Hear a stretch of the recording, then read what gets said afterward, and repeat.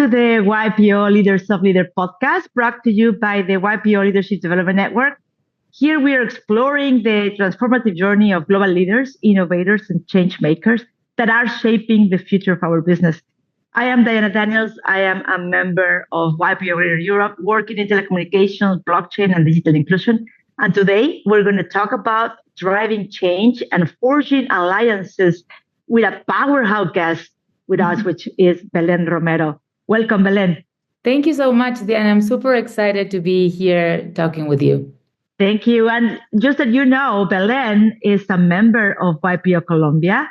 She is also an independent board member with an extensive experience in technology and payments. Currently, she's leading the Uber mobility operations across 12 countries in Latin America. She is a complete champion in everything that has to do with marketplaces, sustainability, leadership development, and building diverse and impactful boards for directors with a very impressive background that includes pivotal roles at Uber, as we know, IBM, and other strategic consulting firms where she's going to now share her wisdom on how driving change and forging alliances. Belen, thank you for being with us. And I want just to start our podcast today with what it is, like creating alliances has been probably at the core of revolutionizing transport and mobility globally. I was reading the other day about Latin America, and we have a population that 80% of our population is living in cities, in urban areas. And that number, in theory, is expected to reach 90% by 2050. So that's a lot of people living in these cities. And I believe that what you've done at Uber with the partnerships across the region has played a very significant role in shaping the transformation. I actually read this in Bloomberg, and that at least in Latin America, you guys are in 45 cities and in 10 countries with more than 2 million users every week. So what I would love to hear from you is how this strategic alliance, and when I say alliances, I mean governments, startups, companies, how they have helped you and the company to revolutionize the transport. Can you share maybe an example of how this collaboration works and how are you creating this meaningful change in Latin America in the mobility area? No, absolutely. I think, as you mentioned, there's a huge opportunity for many players to work together in order to solve some very complex problems that we see in Latin America and across the world. And I think one great example is how we started forging alliances with the taxi sector. Historically, one could have seen taxis as maybe competition or sort of on the other side of Uber's story. However, I personally was involved in starting to change that mindset and creating a new reality where there were benefits for both Uber and taxis to work together. And I think a great example is in Colombia. We signed an alliance with the second largest taxi company in the country called Tax Express. And today we have over 25,000 taxi drivers making trips in the Uber platform. We've been able to help them increase by 30% their earnings by taking trips in the platform. And for us, it's been the opportunity to provide users with a different product, more options, a better experience. And we've been able to combine some of the traditional experience that this company had with our technology and some of the learnings that we bring. And I think that's been excellent. And discussing about this partnership with Forbes, they actually coined a term called co-opetition, which I think it's really interesting. I think the world is moving that way, where we don't have, labels as clear anymore. And someone that maybe you used to see as a competitor or where you can compete in some areas can become a partner and you can cooperate to create value in other areas. So, that's one example that I'm very excited about, how we've been able to, turn around maybe this historic differences with the taxi sector and how it's been beneficial to everyone. Taxi drivers, taxi companies, users, Uber, governments. So I really think alliances is the way to go to solve some of these very complex challenges. I love this because I'm in the telecom industry, and we, I guess, in the telecom industry are one of these industries that we work in competition for a lot. Your competitor becomes your partner, and at the end is in the best way that you can serve your industry and improve your services. And one of the things that most of the time I realized attending executive education in business schools today, most of them they teach about innovation, but the reality is that innovation is also super risky. And what drives industry is in truth this innovation to go forward, and the only way to find it is actually through these type of competitions or cooperations, right? What we know is that companies that are embracing this bold innovation are at least 60% more likely to outperform their peers, either in revenue or in profits. What I would love to know is if you take your experience when you were leading IBM or now at Uber, how do you approach this risk taking to foster innovation, and what lessons can leaders that are balancing, these bold moves can learn from your shared experience? You cannot have innovation without risk, as you said. And I think risk is an inherent part of every business. For me, there are two key things to consider. The first one is I think you need to have a culture that embraces risk taking and that is not afraid of failing. So I always say, for me, creating a culture that embraces failure is key in order to be able to take risks and innovate. You have to be able to fail fast, pivot, be able to take chances. And I really like there's a J.K. Rowling quote that I use with my teams and other leaders a lot that says something like, if you've never failed at anything, you failed by default. And I think that is a mindset that helps you take risks. If you don't take any risks, you're failing. If you take risks, you're going to fail as well, but you're going to learn and you're going to iterate, and eventually you're going to get to that innovation. So I think the first part is this sort of culture that embraces risk taking and that allows people to feel okay with failure. Because if you take risks, sometimes you're going to fail. That's also inherent. I think the second part, which is super important, is having very strong analytical skills that allow you to perform risk assessments, to experiment. We do a lot of experiments, A/B testings, gather data, and making this experimentation culture informs better where you want to take risks and where you don't. And by breaking into smaller risks, some of the risks with these experiments, it's an easier way to make the right decisions on what type of risks you should take and you should prioritize and which ones you shouldn't.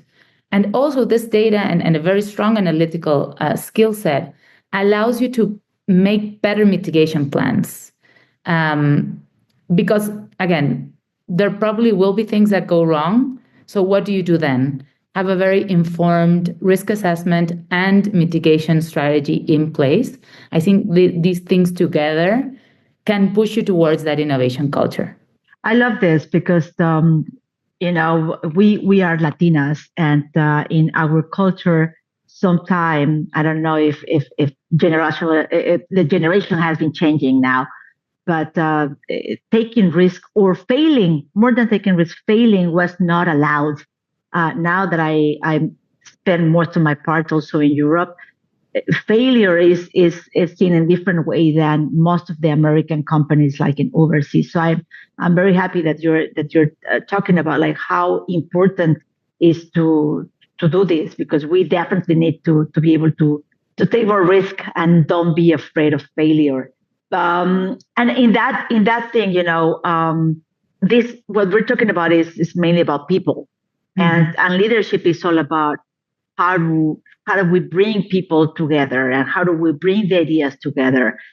And I believe that great leaders, they just don't create alliances, and they basically what they're doing is that we build partnerships that spark that innovation and then transform entire industries.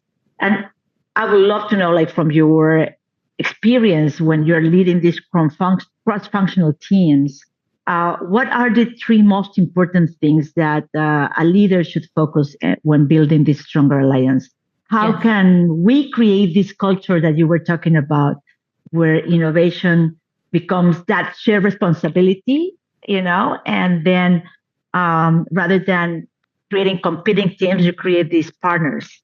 You mentioned something which is super important, that it's also key when managing risk and trying to innovate, which is cross-functional work, because risks have very different areas of ways of presenting. For example, from reputational risk, macroeconomic risk, political or legal risk.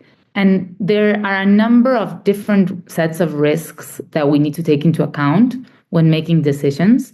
And for that, you need to work with the experts and with different teams that have different skills and also may have different levels of, traditionally risk-taking nature, right? So, for example, for legal risks, we have to work a lot with the legal teams. And it's also important how you create this culture across different teams. And so how your lawyer, instead of telling you what you can't do, flags the risks and helps you identify how you can mitigate them. Mm-hmm. And everyone in the team has that mindset and that ownership on, we're not going to be blockers, we're going to be enablers. And we're going to work together from our areas of expertise to see how we can identify and mitigate these risks. So creating this culture, not only internally in your team, but with different teams that can be both internal and external, is key to success. And you also mentioned something very important, which is partnership. And I'm a true believer in the concept that a partnership is two people or two teams joining to create value. And everyone needs to be able to see, benefit, and extract value. And so we leave, an old zero-sum game mentality, and we move into a value creation and value generation and value sharing mindset. And I think when we all have this mindset and we create this culture, then you can really do some very transformative things. I love this. I'm actually taking good notes. And we have arrived to this part of the podcast that I really love, because it's when we shoot some rapid fire questions. And here what we're trying to do is to get to know you a little bit better, Belen. I'm going to, just throw these questions. Please respond to whatever comes to your mind first. Don't overthink it. And just pure instinct. Okay. You good? Yeah. Awesome. Let's go do it. Okay. What's the most exciting opportunity that you see for mobility in Latin America? Electrification. I like that. And what about what is the most valuable lesson you have learned as a leader? Developing and inspiring others. That's a really good lesson to have, yes. And in one word, just one word, what does sustainability mean for mobility? Just one word, because I would like to use two. Then give us two then. It's okay. I think one is electrification, but the other one is earnings opportunities. You're completely on fire. So let's switch gears and try to get this done better. Now, what is the challenge that you have overcome when you're forging these alliances? Building trust. Do you have maybe a book? What is the book that you have read recently that you would recommend to our audience today? Maybe Quit. Interesting. Okay. If you could give yourself a piece of advice when you were 10 years younger, what advice would you give it to you? Every stage of life has its challenges and opportunities. Take them. Very good advice. What is that one habit that has been critical for your success? Grit. Yep, we share that. And what is your vision for the future of urban transport? Let's say in one sentence. I think it's going to be shared. I think it's going to be integrated. I think it's going to be more sustainable. Love it. Love it. Well, you have shared with us, Belen, amazing, insightful conversations that we have having here. I believe that I have some key takeaways. I guess that mobility is bringing unlocking an incredible opportunity for sustainability. You're telling us this. Another takeaway that I'm taking here from you is risks. Break them into smaller risks so you can actually achieve them. And then I love this piece of partnership. Building this strategic alliances of partnerships is a journey to create value. So those are three things that I want to take from you. Is there any other or final thought or piece of advice that you want to leave here with our audience? That something that can inspire them in their leadership? I think for leaders, I would leave them with the idea of culture is super important. So build the culture that you want for the type of company that you want to be. I would also like to say sustainability.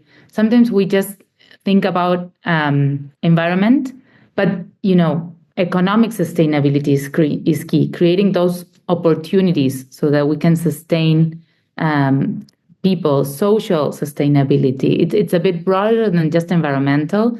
And I think as leaders, we all have a responsibility to build and to leave things in place for future generations.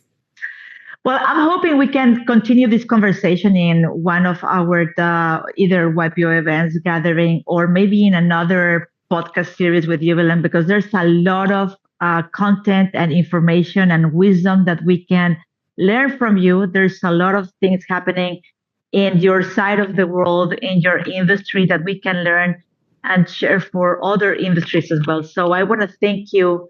Thank you very much for being with us, for sharing your wisdom, your insights. Remind us that leadership is more about one strategy is about vision, collaboration, and making a difference where it matters. Thank you. Thank you, Belen. Thank you so much, Diana, and thank you very much for having this podcast. I think it's super useful. I've been listening to some myself, and I think you are creating a lot of value to all of us. So thank you. I appreciate it. Thank you, Belen. Thank you, my friends, being part of this community like YPO and the YPO Leadership Development Network. Show us the power of this shared learning and that we're growing together. This community connects us with leaders like Belen that are helping us elevating our thinking, embrace new challenges, and unlocking our true potential. So whether you are part of the Leadership Development Network in YPO or you're building your own path, remember that growth comes from connection and shared purpose. I am Diana Daniels, and I am looking forward to seeing you in our next time in the Leaders of Leader podcast. Thank you for joining.